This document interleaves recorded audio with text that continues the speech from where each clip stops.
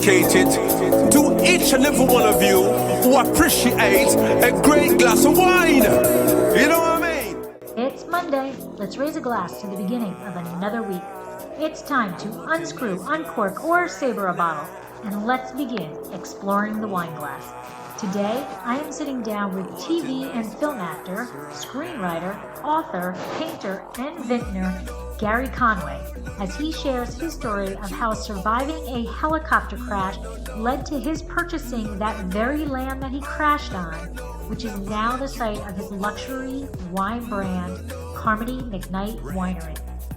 Joining in the conversation is Mark Elterman, Marketing and DTC Manager. Blush.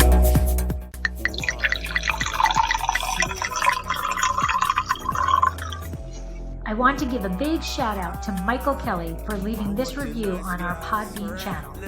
Have enjoyed Lori Budd's take on wine topics, and journeys to areas which are uncommon. Great job. Thank you, Michael, for listening and for leaving this fantastic review. This truly is the best way to show support of the podcast and to help let other wine lovers find Exploring the Wine Glass.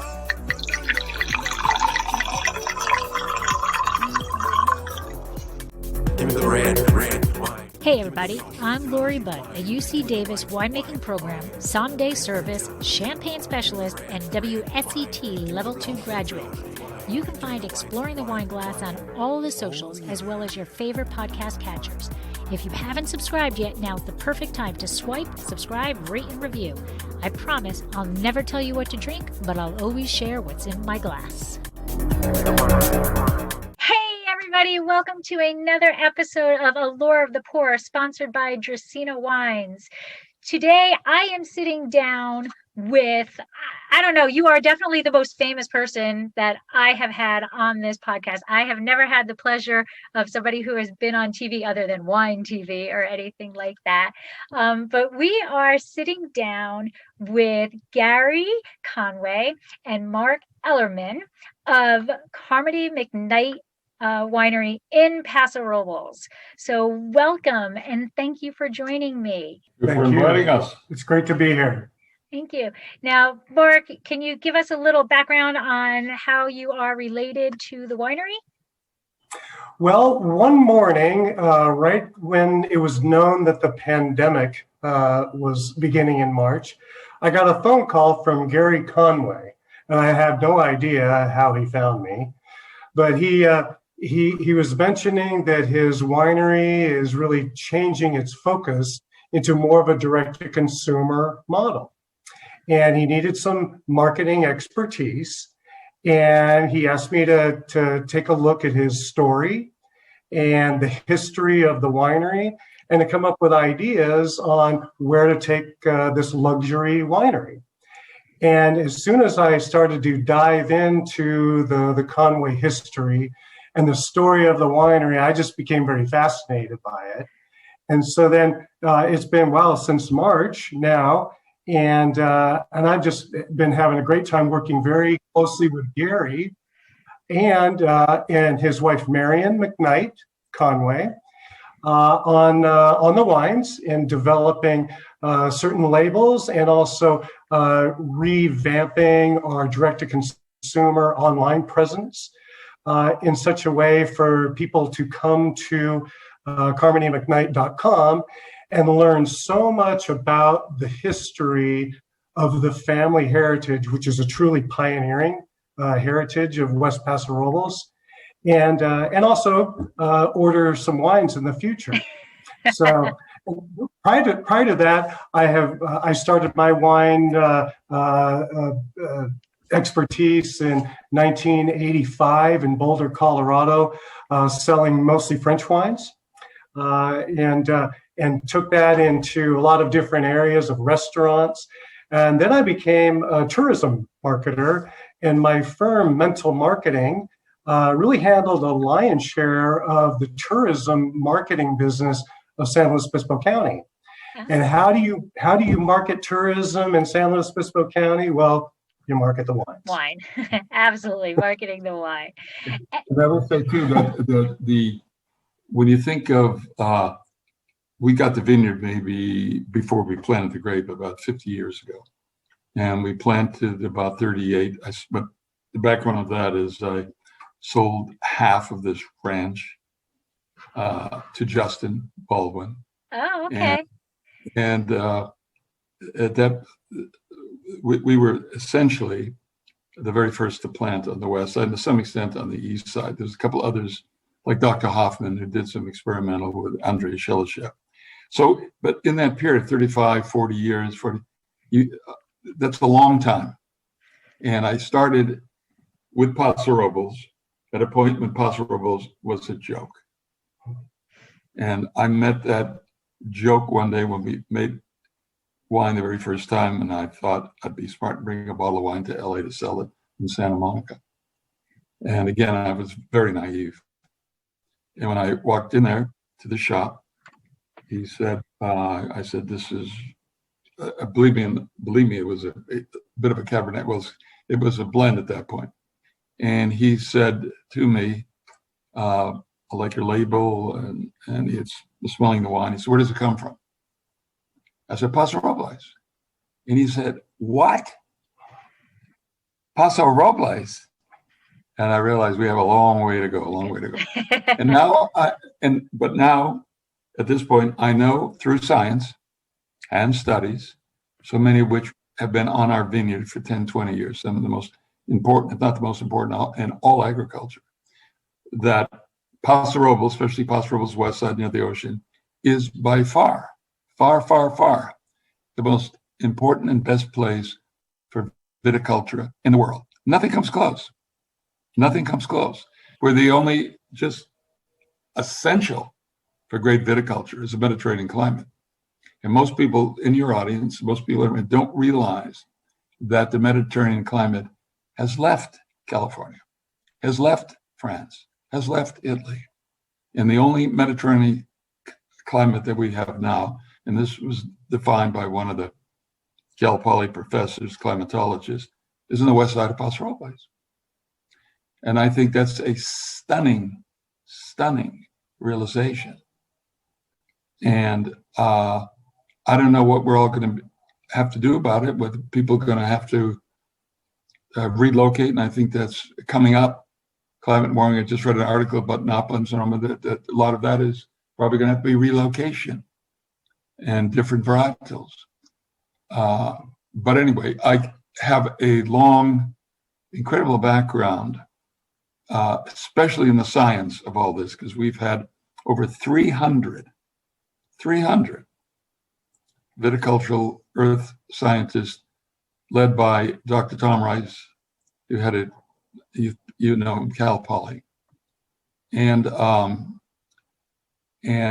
who, and from all over the world, by the way, and who studied every aspect. And the reason they chose that vineyard, because at that point we had never, and to this time, never fertilized, never fertilizer, never sprayed, never did anything but grow wine like done for centuries. You put a vine in the ground, it comes up, you get the grapes best you can, and you make wine, and you don't add anything to it.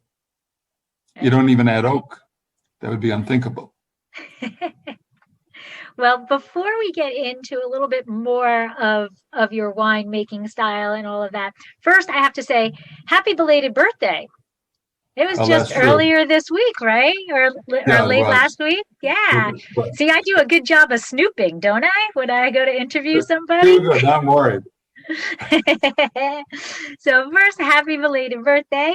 And then we have to kind of go, for you, we have to kind of go really back into the history, because it really, your history is really intriguing pre-wine. I mean, yes. You were the youngest artist to win a major prize at the LA County Art Exhibition. Right. Like, you were only 15 years old.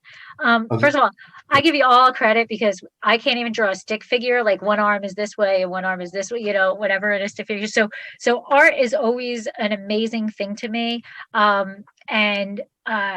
So winning that award, and then what, like, did you initially say, I'm going to be an artist, and in that competition? I decided to be an artist I decided to be an artist when I was about 4 or 5 years old. Did you? I love painting, and my parents encouraged me, and I got a lot of attention. And by the time I was 14, I had won 4 scholarships in art with Chenard Art Center, and the 4 most important on the West Coast. And it was so unusual to have done that, that my high school, allowed me to go to my scholarships in the afternoon. I would go to LA in the morning. Wow. So when I was 15, I spent all this time at Chenard, as I said, in Art Center, and a couple of the other great schools. And that's how I started my life in a way. And I was always going to be an artist. What is your favorite? I'm blanking on the word. People use acrylics, people use oil. I use everything. If you see, I don't know if you can see a painting behind. Yes, I can. But I love all kinds of stuff. So in my paintings, I use a lot of pencil inks you can see come through, and I use oil colors, and then there's a new kind of paint, which is a water-based oil color. I use that. So because they all have wonderful, it's like winemaking. You want to use different kinds of grapes that can make up a unique combination. And to me, that's why art and wine in many ways are very similar, very elusive. And by the way, that's in terms of a luxury wine, as we are using that term. Why wines, for instance, in Napa, I think the top 25 wines, the cheapest sells for $500 a bottle. Of the top most expensive wines in the world, the cheapest sells for $1,500 a bottle. But no one can explain that. No one can explain. There's no scientific way of explaining. It's very much in the art world. After all, Van Gogh couldn't sell a painting all of his life. His mother hated painting so much, as most people did, she burned them. Yet today, he's the most expensive artist who ever lived. So how do you explain that? Well, explain that because he had a story that people were attracted to. And once they understood what he was up to, understood him to a great extent, they put a price on that. Right. And so to me, a wine today without a story ain't going nowhere. Absolutely. And same thing with Monet. He was like desolate, right? He had nothing. Right.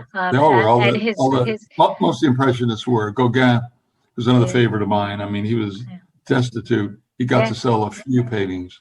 Yeah. And so it's so when you finally say, well, if Van Gogh was worth nothing, why is he worth in a painting now 500 million? The painting didn't change. The painting didn't get better. It's his story people like, and I believe the same thing with wine. Right. Why does Romani Conti get $11,000 a bottle? A bit of the history. Why does Scarecrow up in Napa get $1,500? Can anybody explain it? Because people are willing to pay it. Well, they're willing to pay it only because they've heard about it and they're paying for the story. Right. They want to be part. They want to be part of that story. Absolutely. But wine. Remember, my point was that wine and art have this quality in common. Artichokes don't, or making shoes doesn't. No one cares. And there are, by the way, there are areas that make the greatest artichoke in the world. Ever, absolutely. But nobody will. That's awesome. That's fantastic. So you are also, you are very, very creative, because you're an accomplished violinist who played in the Hollywood Bowl. Played in the Hollywood Bowl. Oh my gosh. When I was a junior high school, and I played in the high school orchestra, so I was able to qualify the high school orchestra in the Hollywood Bowl for a great concert. That was my highlight. That must be amazing. I've attended concerts there. I went to my undergrad was outside of LA, so I attended concerts there. But oh my God, that must have been incredible. You have to make decisions even at a young age, because I got really good with the violin, but I was facing 5 hours a day to practice. So at age 15, if I had to be serious about it, I would have to come home from school for the next 4 or 5 Mhm. hours, be Yep. playing my violin. And so that was occurring while I had these great scholarships, and I was attending my art schools that it always go for 3 hours in the afternoon. It took me a bit of time to get there. And so that was a critical moment in my life. Are you going to be a violinist? Or are you going to be an artist? An artist, right? And I said, I thought to myself, actually, I'm a better artist than a violinist.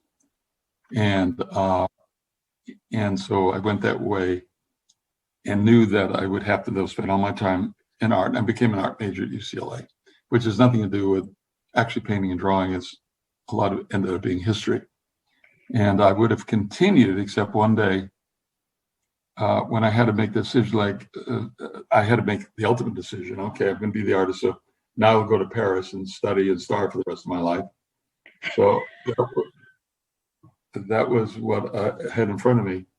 And then one day somebody said, hey, would you like to have a contract with Warner Brothers? There was the #1 TV producer right about that time in 1959, 1960. They were doing all the shows. And I said, and it was a kind of a lot of money, especially. So I thought to myself, wait a minute, am I going to go and starve?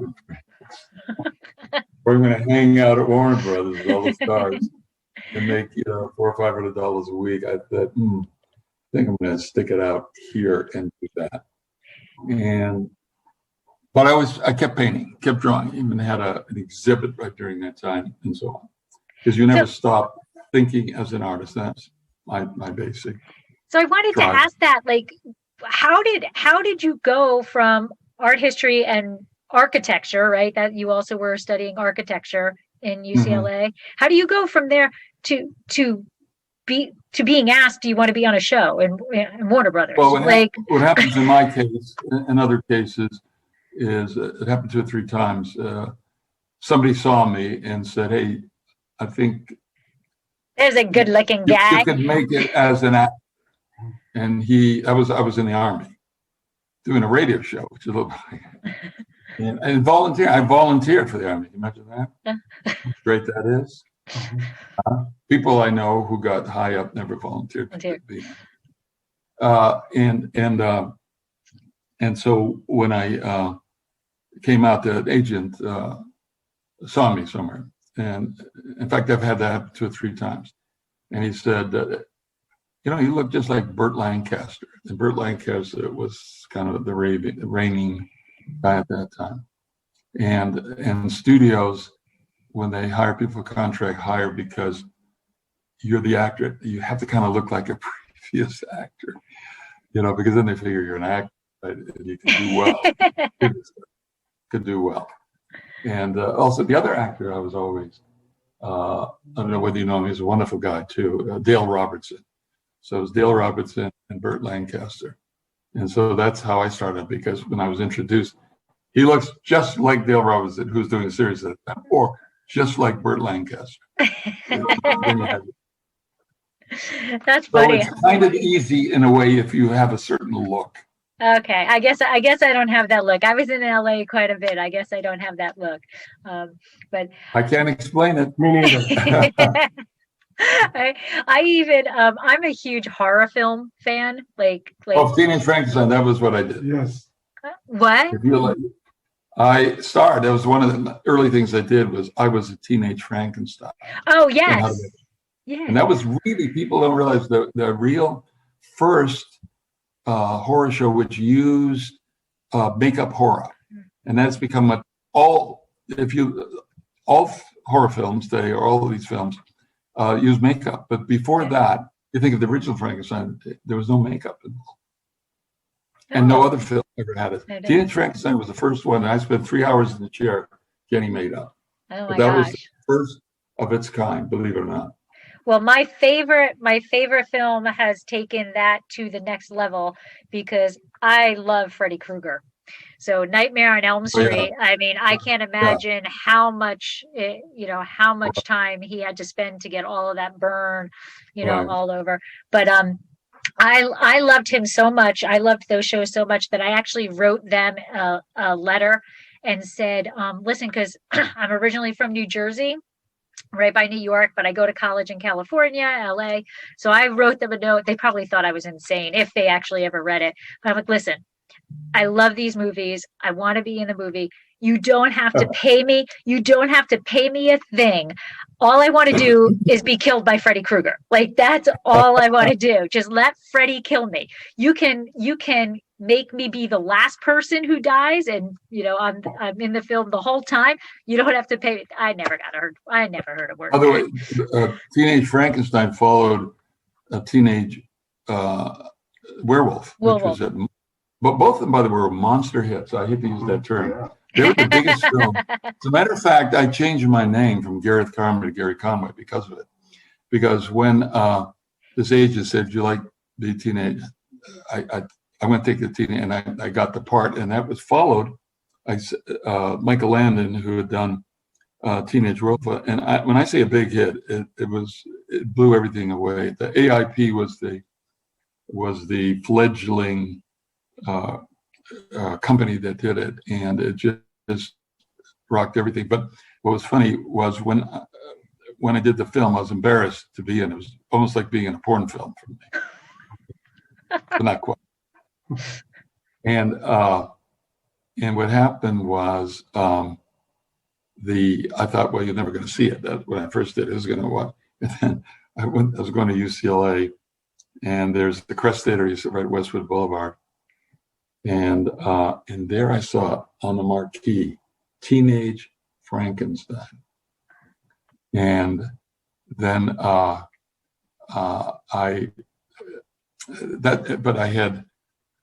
it forced me before to change my name from Gareth Conway to Gary Conway. I didn't want to be associated with it.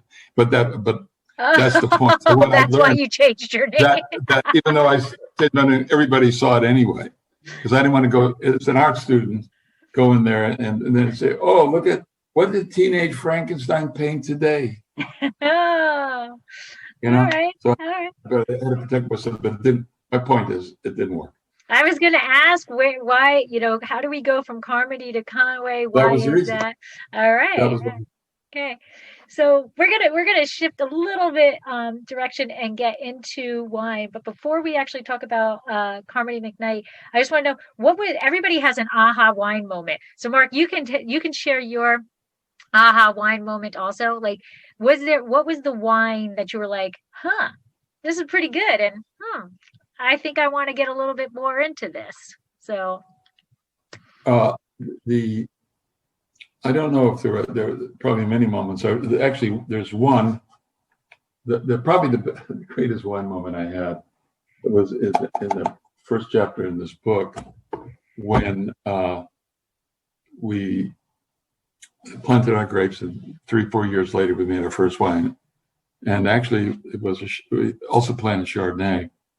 And when Marion and I, we saved the moment to be outside, and at the end of the day, and look at the view, and we did not have any experience with the wine. But we opened the bottle, we poured each a glass. We had not tasted it at all, and spent 4 years in this making. And we both put each glass to our lips, and we swallowed it. And that's a moment you can never retell. I agree. That is a moment. Because there was 4 years, and by the way, as you know, I think you know the story, crash landing in that wine glass. Yeah, we're gonna get to that. We're gonna get to that. But I remember the first taste of our very first Cab Franc, and I remember it, first time we tasted it in barrel, and then the first time we tasted it in bottle, and then the first time we tasted it after a little bottle shock, memories. But so Mark, do you have an aha moment? Like, wine is where I want to go. Well, I think I've had probably way too many aha. I sure did. Well, I remember a 19-year-old kid. I saved up my money to travel Europe one summer after one season or one school year going to Cuesta College. I'm a local boy. Oh, all right. So I put down a 1 year at Cuesta College, and I saved up a bunch of money, and I said, well, I'm going to go visit my girlfriend in Helsinki, Finland, and spent about 3 months there, and then decided, okay, I'm going to get a Eurail pass, and I'm just going to cruise around France and Belgium and what have you. And I showed up on the 4th of July in Paris at the American Embassy. And at the embassy, they throw a huge party for, on the 4th of July. And I showed my passport, and they brought me on in, and lo and behold, there's just a bunch of, Americans drinking a lot. And, Imagine that. imagine that. And it just so happened that in this one courtyard, a busload of girls from Palo Alto showed up. And I noticed that there was a keg and that was unattended, and a bunch of bottles of wine unattended. And these girls came on in, and then one of the embassy personnel said, "Hey, would you mind helping us pour?" And so I'm like, "Sure, why not?" So I ended up spending the night just pouring wine and beer. And at the end of the night, they gave me this bottle of wine. I had no idea what it was, and lo and behold, it was this beautiful bottle of Margaux, and Chateau Margaux. And I'm like, "Thank you very, very much." And I went on my way and decided I was going to travel through the Loire Valley the next day. And then I just started, enjoying this Collecting beautiful trip to the bottles. Loire Valley, collecting bottles along the way. But that was really my first, eye-opening experience to some really, really great wines, and that kind of ruined me. Yeah, I get it. Being to have that be your first experience, that's a high bar. That's a high bar to set. Yeah. So now, Gary, everybody has, as you were talking earlier, you have your stories, and it's the stories that sell and all of that. And everybody, we have our reasons for why we love our vineyards, and everybody has their reasons for why they love their vineyards. But like, you are obviously the only person who has this story for how you found your vineyard. I mean, you crash landed into this land. So first, what were you doing in a helicopter, and how and why did you crash land onto this property? That was a period of time, living in LA. It had the world's worst smog at that point. And I'd go out and play a little touch football, play some tennis. And within a half hour, I had a real problem breathing, as all my friends did. And I said that if I were an Indian or an Indian tribe, we'd have all left LA. But we have to stay there to go through this. And I said, but I got to find a place to go on occasion where I can breathe. And I was doing a series called Burke's Law at that time, a very famous series. And one of my actor friends who was a lot of the series said, I talked to him about, we were discussing that. And he said, my brother has a beautiful place up in a town called Paso Robles. And I never heard of it. And he said, here's a ranch. And I'm going to tell you one thing about that place, but it has the greatest air. And he kept asking me about coming up with him to see it. And I kept saying no. And at one point I said, damn it, okay, we'll go up. And so I got a group of friends, because I was going to go that far. I wasn't going to drive in a car myself. We just maybe go up with about 8 guys and girls and their wives. And we did. And it was on the east side of Paso Robles. And I had never had a greater time in my life. It was a real ranch. We were chasing horses. There was a great pond. We swim in the middle. But the point is, I took great breaths for 2 days. I could breathe. And on the way down in the car, it was night, and I was driving, and my wife Mary was next to me, and I said, we're going to buy a place there. And she thought I was crazy and didn't quite get it. Then I contacted my friend who introduced, and then I said, a good real estate agent up there. And he said, yeah, you've got this. He gave me the name. I contacted him. And then I went up there to look at what I thought was going to be an acre of land.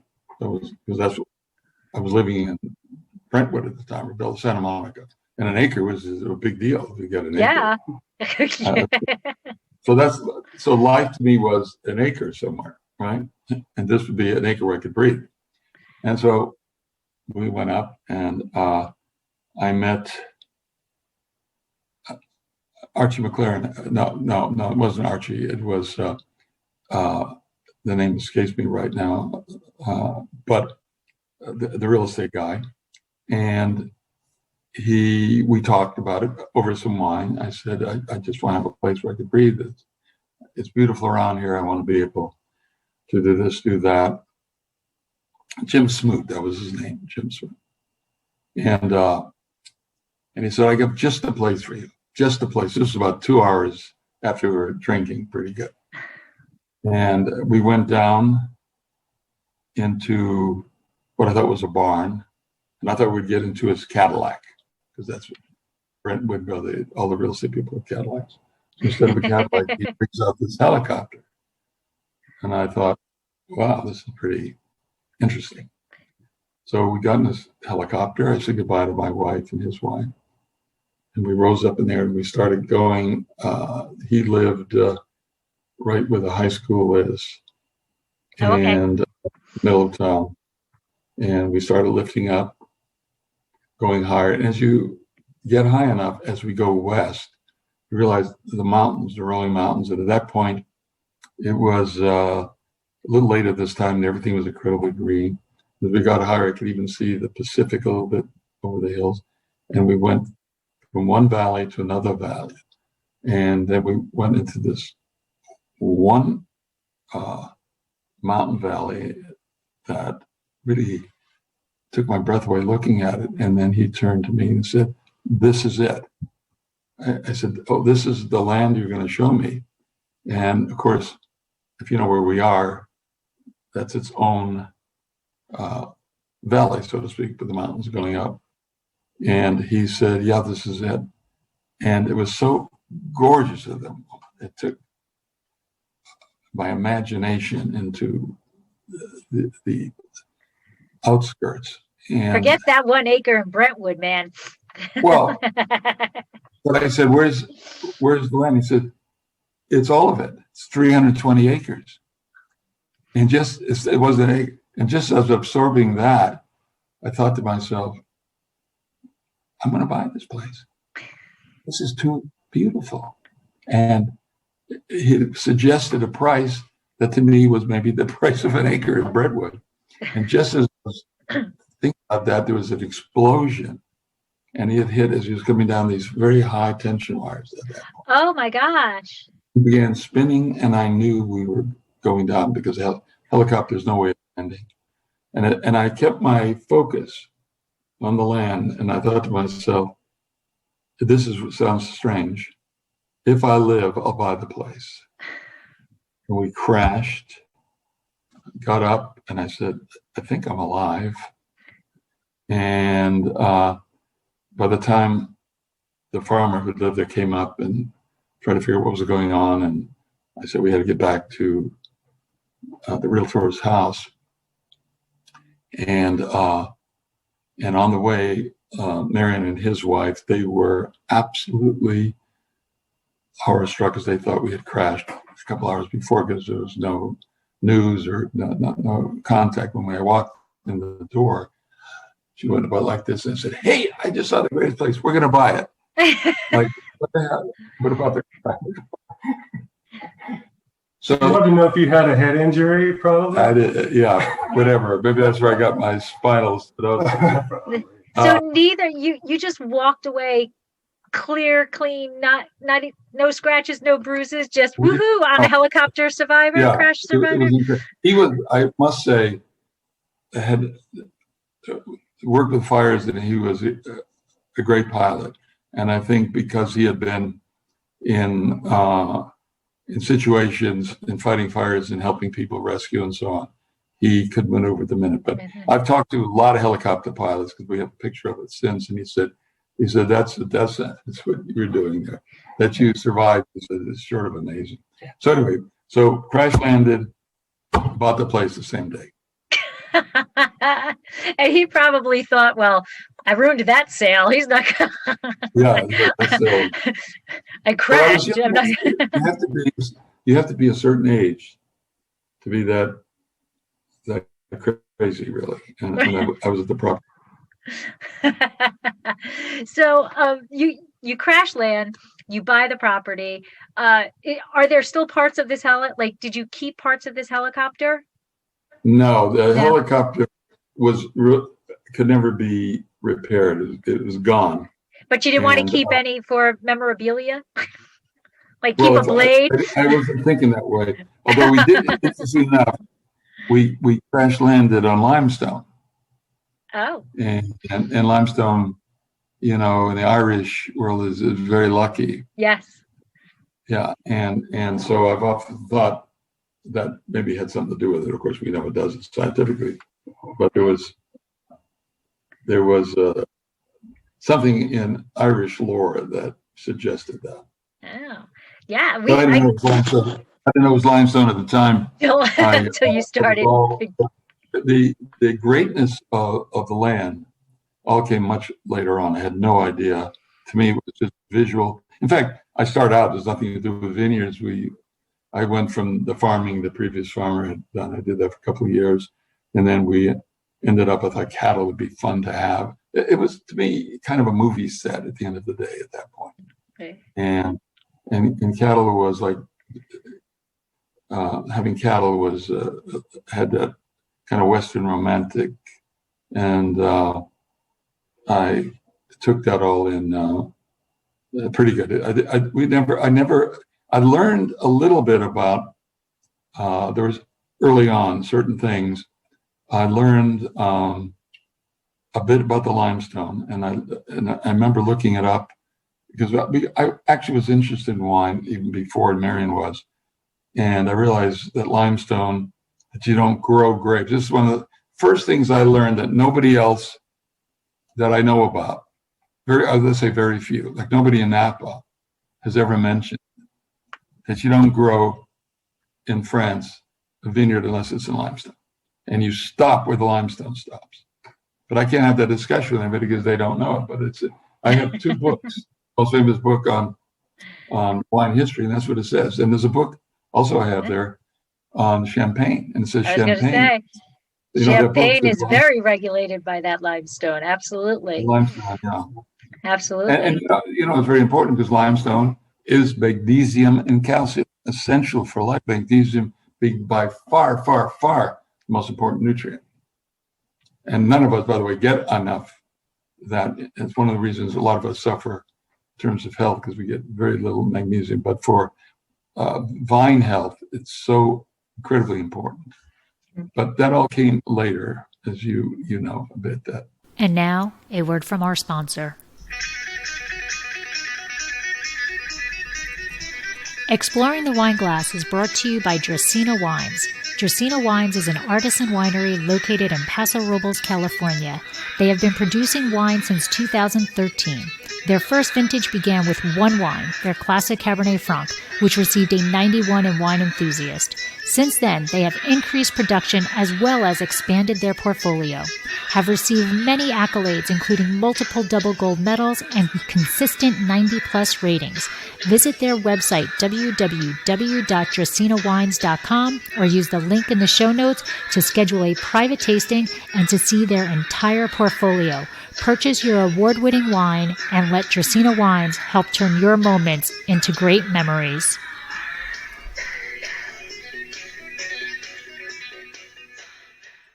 So that's what I was going to ask. You purchased the land and you were doing cattle and were you doing like olive trees or so? No. Okay. So what happened, the story there goes from, I was doing some film and writing and doing stuff in terms of the Hollywood thing.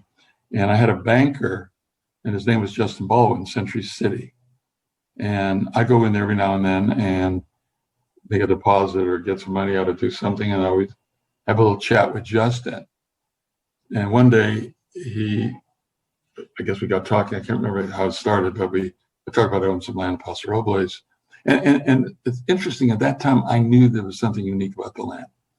And why I knew it was unique, besides seeing this limestone, I knew the weather. I'd never seen weather like this, nor had anybody else, where there was absolutely no humidity, which is the most important thing you could ever have for wine, so you never had to spray. So there are a lot of indications of that. And I knew about, there was something in terms of the natural fertilization, because early on, I got a Japanese gardener. I wanted to do a beautiful garden, and he came and he did, and he fertilized it well, and it all died. Because when you're on top of 3 volcanoes, there's a lot of fertilizer there. Plus the limestone is a fertilizer. Plus then later on, I learned we had calcium selenite, which is called the wonder soil in France. And then we had a soil that doesn't exist anywhere on Earth that's even more. So with all of that, which I didn't know about, you got to be very careful if you fertilize. But anyway, getting back to Justin, I was talking a little bit about this, and he was on his way to Napa. He wanted to do the Great Bordeaux. And then I naively said to him, why would you go to Napa? Well, I said, they don't have limestone there. And I was naive, but I think I had some good insight into that. So he started getting interested, and I started telling him that we have almost zero humidity, and that was known. The other thing I knew from the big UCLA study way back then, that we had more days of sun, the west side of Paso Robles, than any place in California. And having a lot of sun is really good for grapes. Kind of important. Yeah. And that's one reason why we get monster ripening, of course. We get old. And so he came, saw the land, and begged me to sell him some. I ended up selling him half the vineyard. And of course, as we go on in life, the Resnick folks fell in love with the two, and they bought him out, but he still works. So it's but when Justin started doing the grape, but I got then caught up in it. And so when he began to plant, I planted the same varietals.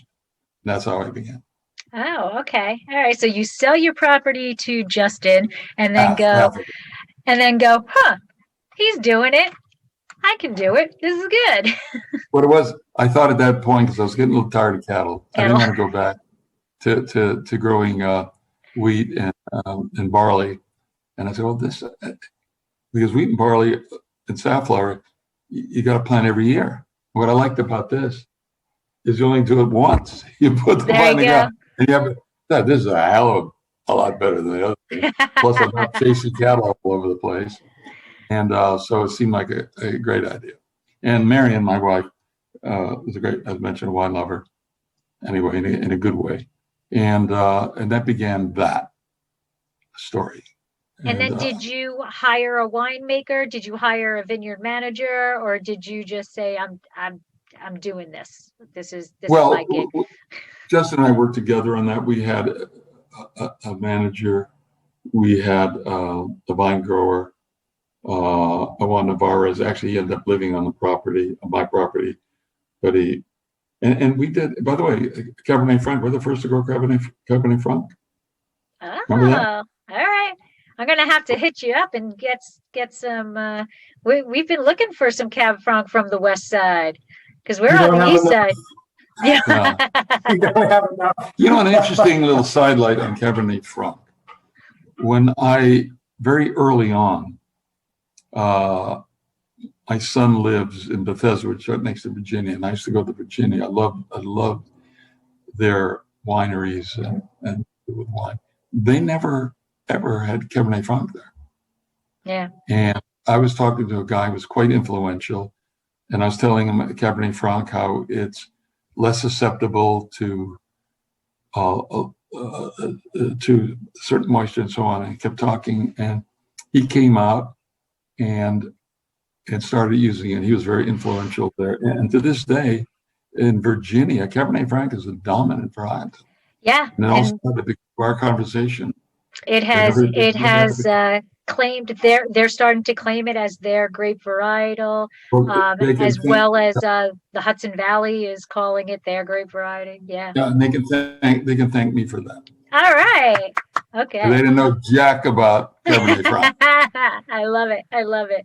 Well, you may not have enough to sell to me, but I'm gonna have to go see these vineyards one of these days. Right. So now you were one of the initial people on the west side of Paso, and long before Paso became Paso. I mean, I think it's only we were before Paso became Paso, and we're young. Our first vintage was 2013, and for years we would have to see, where's the winery? Paso Robles. Where? Paso Robles. And then like, how many times have we said San Francisco, Los Angeles, in the middle, right? And then now, when you say Paso Robles, people actually know where Paso Robles is, or they've at least heard about it. So I'm curious, because I've seen so much change in Paso in just the years that we've been there. Like, what have you seen as like major changes that are the evolution of Paso Robles since you've been there? I think one of the beauties of Paso Robles is that it hasn't changed fundamentally. And if you go into town, there's still the library, there's still the park, and the restaurants. They get more every year. But that is what made Paso Robles special, because it has the agora, it has the Tuscadero, other towns, Santa Barbara, they do not have that. And there's at Cal Poly, a great professor woman who wrote a book on that very subject, and saying without the agora, you'll never be a great town. No. In fact, New York, one reason New York is a great city, because it has a Central Park in the center. Right. So without that Central Park, and the Greeks came up with that, you had to have a Central Park, and everything goes around that. But Paso Robles is it, and there's no other place that has that in California, except one other small town way up north. And so that's what makes it have this unique attraction. And whereas in Napa, there is no central aspect. I never really know where the vineyards and vines are, kind of all over the place. Go down the main drag, but in Paso Robles, the beauty of it, you're on the east side. There's people if you look at the map, that's the centerpiece, and that's as Greek as it can be in terms of what a great town has to be, and we've kept that, thankfully. Kept that. Mm-hmm. We haven't, and our people that have had a lot to say about this town have kept that intact. And even the restaurants here, you can't be a commercialized restaurant. They all have to be run by individuals, a chef or something. So, and the other thing that I love, because I'm a very visual guy, a painter, Paso Robles, as you go down the main drags, does not have any electric wires above. That drove me, when I lived in Mandeville Canyon, drove me crazy there. When I went up to Napa, I love Napa, but it was awful because the main drag, these kind of things I noticed, have electric going all the way down. And I thought, a lot of people have really cared about this town, and now it's paying off. I can't imagine why anybody would be going anywhere else for wine or vineyards and not want to go to Paso Robles, since it's the only damn Mediterranean climate left. This is a very shocking thing that should be to most Americans, that after thousands of years of Mediterranean climate, there's a huge study on this with 40 countries involved. You can look it up, and they show where Mediterranean climate was just a few years back, all along the world. Mediterranean climate is very, very rare, first of all. In all of the United States, if you look at the map of North-South America, the only Mediterranean climate that exists was this band in California, and a little bit in Chile, and that's the end of that. And then in the other continent, a little bit in Australia. But if you look at the map, it's just tiny. People don't realize the Mediterranean climate. And the Romans, who conquered everything, would only conquer places that had Mediterranean climates because they wanted to grow grapes everywhere, as they pretty much did. As they did. And the fact that global warming, thankfully, We got rid of most of the Mediterranean climate in the world today. Yeah. Now, whether some comes back miraculously, I don't know. But in California, there is none now. And little by little, they're having a harder and harder time, as you know, Napa. They can't grow a lot of the varietals that are very dependent. Fortunately, grapes can grow anywhere, anytime, most grapes, and you can make wine. As my grandfather, Sicilian grandfather, did in Boston, that was my first introduction. They made wine from wherever they could get grapes. But to have the supreme wine, we know, which is the Cabernet Franc you love, Cabernet Frankenstein, Cabernet Frankenstein needs for its full glory Mediterranean climate. Now, there are little aspects, by the way, of Mediterranean climate in the east side, you know that. And hopefully you have one. And we, and you have the whole Templeton Gap AVA that comes in and brings that over to the east side. So it seeps in there. But outside of, we're full out, and our Mediterranean climate starts about 4 or 5 miles with us, and which is now dominated by the sea climate. And by the way, that's an interesting thing about us, because I told you we're the world's greatest, right? You know that. You have to repeat that. That is what you said. I'm not saying that is my next question. I said, when we spoke on the phone, you stated that Carmody McKnight is the greatest wine on earth. I said, yes, that is a tall statement. By far the greatest wine on earth. Close, so. By far. Well, it's the greatest. So tell us why. It's growing in the greatest soils. All right. And I mentioned some of the soils. We have not only limestone, but we have black limestone. No one ever heard of that. It's even greater than limestone. It's 5. We have 3 volcanoes. Do you know of any other vineyard on earth that has even 1 volcano? No. And why is volcanoes important? Because the magma is so rich. Yeah. Oh, Mount Etna. You got to love those wines at Mount Etna. Then we have what they call the wonder soil. French people should look up. It's called the wonder soil. It's called Castle Marmelonite. Called the wonder soil. And that's called the wonder soil, Castle Marmelonite. And in the most expensive, like Romani Conti, is supposed to have. This is all look upable, by the way. Calcium Marmelonite. A little bit of it. We have massive amounts of it. Half the soil. Then when the studies came in, see, people are not going to, 300 earth scientists from all over the world and universities are not going to come and spend 15 and 20 years studying if it's not the world's greatest. Right? All right. Why would they? And it's the world's greatest. You need to have one of your labels you need to draw, although it probably would be not allowed. But how it's the greatest show on earth is, Barnum and Bailey. Well, you need to have a label be the greatest wine on earth. I didn't come up with that concept.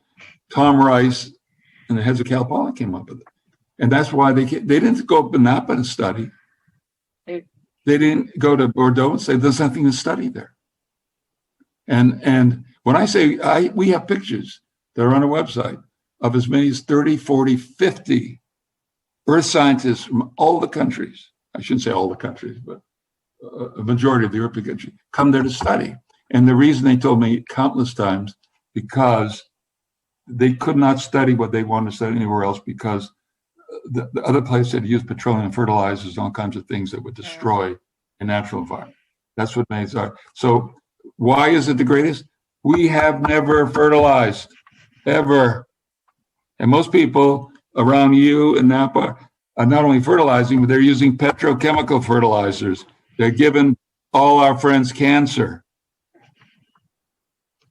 That's why. And the point is, what I want to make is we're the world's greatest, but a lot of other people could be great too. Absolutely. If they followed us. Yeah, absolutely. We don't want to be the world's greatest. We want to be just one of the wines out there. The fact that we're the world's greatest, to me, in some ways, is disgusting. Well, we do. I have to say, Talbot's Creek is pretty vocal in nothing. All those people fertilize. And matter of fact, it was already to begin with. There's nothing wrong with it. It's just done well. But they were grafted vines, which makes it more difficult. We should have a lot of this. It's happening. It's happening. You can't take back what people have done in the past, but But I don't know if you could take it's back. happening. I don't think you could take back 20 years of petroleum fertilizer the soils. You know what that does? It destroys the soil. I do, but I do have to say, I don't know if you are, because he's not Paso. If you are familiar with Craig Camp, so he's in Oregon, Troon Vineyards. Are you familiar with Troon Vineyards? Yeah, I am. I'm familiar with Oregon. Oregon has no Mediterranean climate. Yeah, no, but We got to you get can realistic see. about this. Yeah. No, wine has been around for thousands of years. Okay, it's been studied all the time. It's in the book. If anybody takes the time to read the history book of wine, no Mediterranean climate, no grapes. Right. Well, Now you can grow any grape. I want to be careful to say that. right. You're talking high quality. You're not going to grow the supreme grapes. So why would I go to Oregon? I wasn't going to say you should go to Oregon. I just was going to say you can see the difference that when Craig came into his vineyard, it was a horrible. It was so. Who's Craig again? I'm sorry, Craig Camp in Troon Vineyards. Oh, yeah. Okay, that's so he's a true proponent of organic and biodynamic and all of that. And I don't know what that means. If you explain what biodynamic means, explain it to me. I've looked it up and looked it up and looked it up. I don't have a clue. Just being the true belief of giving back to the environment versus taking from the environment. That's the simple. Does. That's what I'd love to see. But that's okay. Spray... We are seeing more and more. We are seeing more and more. And I agree, you can't take back what has happened for 20, 30, 60 years, but you can stop doing it. And I agree with you. Start taking care of it. And that's what I'm saying is there's vineyards such as Troon that taking care of the vineyard was garbage vineyard. Like it was horrible. The vines were struggling, everything. And now you look at these vineyards and the cover crop is beautiful and the vines are producing healthy grape bunches and stuff. So I agree with you. I want to make it clear and support you. And that is, you can still make wonderful wines, important wines, healthy wines, and not be in a Mediterranean climate. They don't have to be Cabernet Franc. We have hundreds, if not thousands of varietals that can make wonderful wine. So it's nothing to do with that. As we You're talk talking about the prime 5 or 6. It's complex. It's like art. If we're talking about the supreme wines, that's going to be one conversation. But the overriding issue for me is how first of all, Napa. To be honest about Napa, and it's one reason all those 300 scientists never went to Napa, because Napa is a alluvial fill, and it has no nutrients in that soil. The only nutrients they've ever had are the nutrients they apply. And of course, as petroleum fertilizer came in after the war, then everybody went to that. But before that, people would grow naturally. So when people say organically, that's why I don't know what it means, because I don't know what fertilizers they're using. I don't know if they're spraying. I don't know what they're doing. Right. And I know what we're doing because it's been, as a matter of fact, I'll show you what we've been doing if I can find it here. Oh yeah, hold on 1 second.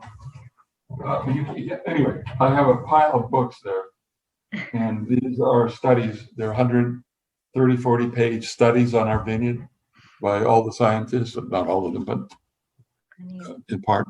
And they're thick books, 130, 40 pages, filled with the most advanced studies ever done of the earth. They use technology never used before, going way down and seeing what goes on. Okay. By the way, the other uniqueness of course of the west side is that it was that's where the ocean went to, and that's one of the reasons there's limestone.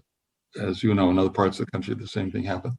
But when I say we're the world's greatest, we are, because it's science. It's just science. I can get who'll say that. But I love it. It's a crime, and others should be doing that. Well, you know what? It always takes one. You have to be the leader. They can follow your suit. No, I don't buy into that anymore, because we've been the one for 35 years, and And what's incredible in the ignorance is that I've almost seen no one around here ever really understand what went on with all these studies. And what they learned by the studies, it's the most important thing I could tell you or anyone. What they learned by the studies, that flavors don't come from chemicals, which is cursing the wine. They come from the macro and micronutrients that you must have. That's where flavors come from. And that's also where health comes from. That's why I came in, brought up in a Sicilian family. And when I was 5 years old, I had the honor of bringing up the wine from my grandfather's cellar. And every Sicilian grandfather for all time would make the wine. And I was the first one to drink the wine. And all the other kids were, because that was before antibiotics. And wine was the most important thing for all those people, French times, to preserve your health. The idea we're in a society where kids can't even drink a wine is so laughable. And of course, they've never read history either. Yeah. But wine, remember, that's what I said to you on the phone. That's why Sicilians live a long time, man. They don't have the heart disease. But wine for centuries, first of all, supplied the nutrients when you couldn't grow. As for the Roman army, they by law, they each had to drink a liter of wine. And in my household, which, by the way, had the 5 healthiest children being studied to this day, never had heart disease, didn't even know the word cancer, all of that. And remember, they ate fresh vegetables about a week or two of the year. That's all you could grow there in Boston. And so the rest of the year, they based on 2 things. On the wine they made, they knew that was the purest, and the olive oil from Sicily. That's their entire health. We do none of that today. No. None, right? Nope. Well, I drink a lot of wine. I'll live forever. No, but it's got to be wine, not polluted. Right. And you can make that for yourself, obviously. So let's go move. We're almost at our hour. Actually, we're at our hour. But I just want to. Your labels are so beautiful. So I want to give some credit to them because you're the artist behind all the labels. And I noticed that a lot of them have horses. So is there a story behind what? You can see this. Because my daughter loves her. Can they see this? Yeah, sure. Can you see this? That's a drawing, of course. Yes. That's the one I saw on the website. It's so beautiful. It's like a pencil drawing of. It's a pencil drawing. Yeah. Yes. It's not necessarily my style, but I brought this actually to China. It was almost a Chinese version of a horse. Anyway, yes, pencil, but that was. I've done literally hundreds of labels, hundreds. In fact, that's what we're going to look at today. And we sold wine in China, which, by the way, when we were in China, we were on the cover. Wine in China is the #1 wine in China. And I did about 20, 30 labels for various wines for them. We got very involved with them because they actually, as a matter of fact, they got very involved in the studies. They know more about our studies than anyone. They brought samples of all the soil back there in the bottles that Tom Rice had originally done. They brought back calcium mineralite. I did at the Beijing University, the most important university. I did a speech there with 300. I was invited to do a speech, and there I raised the toast to the calcium mineralite. See, they know about calcium mineralite, and then we had about 5, 6, 7 events. Some attended as much as 30, 40, 50, 100 people. They all drank calcium mineralite. I see. By the way, they're a lot healthier than we are too, I have to say. Yeah. All right, so you draw all of your labels, and you just do you taste the wine and get, this is what I feel the label is, or are you drawing labels? If I got there, I'd be in a lot of trouble. No, I don't. That's like that's funny. The French impressionists as well. They rely a lot on alcohol to give them some inspiration. But I don't do that. Yeah. Maybe I should. Maybe at some point I'll change course. Yeah. All right.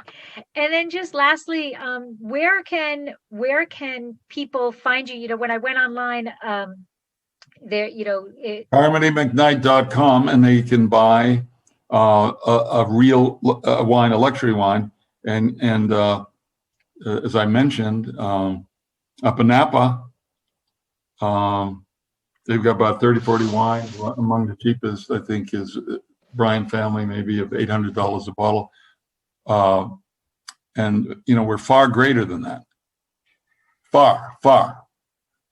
But so also, if I can chime in a little bit, Lori, is that right now our wines are library wines, and we're strictly on allocation to list members. So we certainly are inviting anybody to join our list for allocations and future allocations.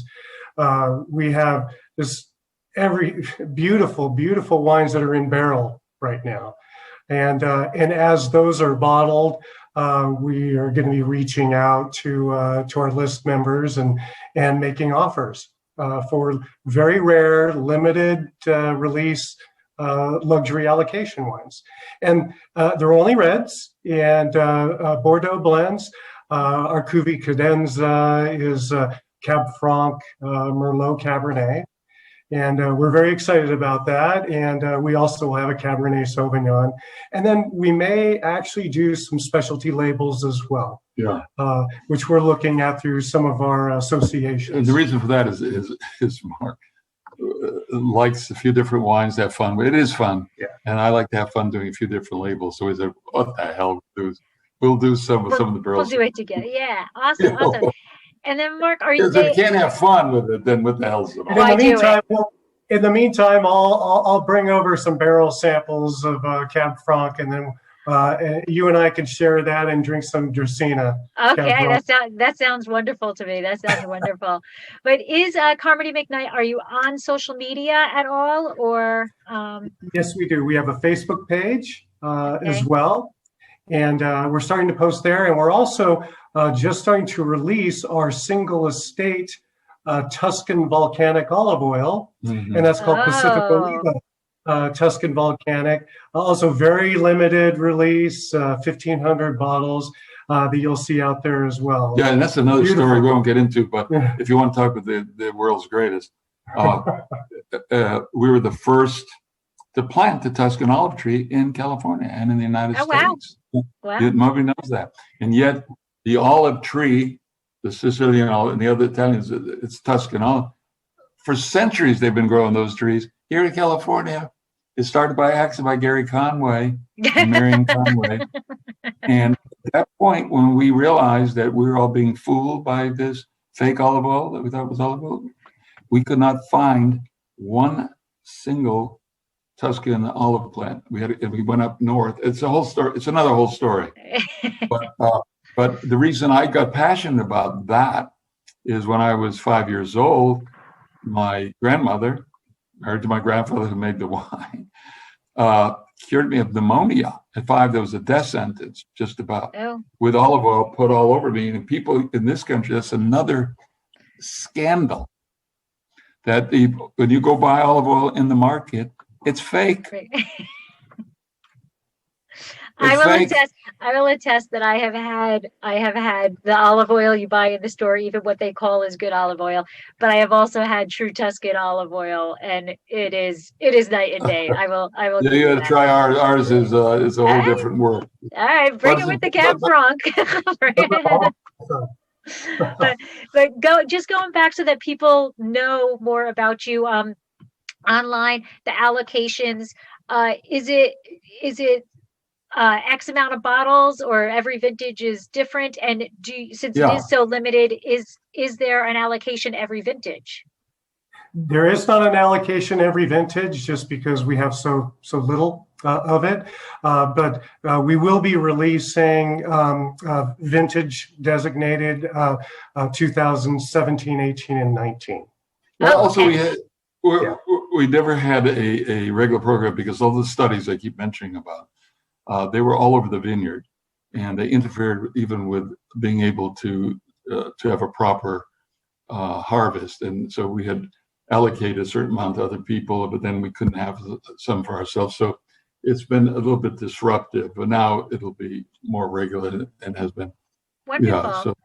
Wonderful. Well, I want to thank you both for coming on and sharing your stories, and definitely the most intriguing how you found property ever. I don't think that will ever be surpassed, but thank you very much for sharing. And I look forward to being able to barrel sample. I'm going to hold you to that, Mark. I'm going to come on over to the west side. And I'll come to you as well. And Laura, you're fun to talk with. Great to talk with. Oh, well, thank you. Even if we're not doing a podcast, love to talk to you. Oh, well, thank you. Thank you. I would love to talk to you also. And, I'll come on over. What you invite me, I'm coming. That's all you can tell you.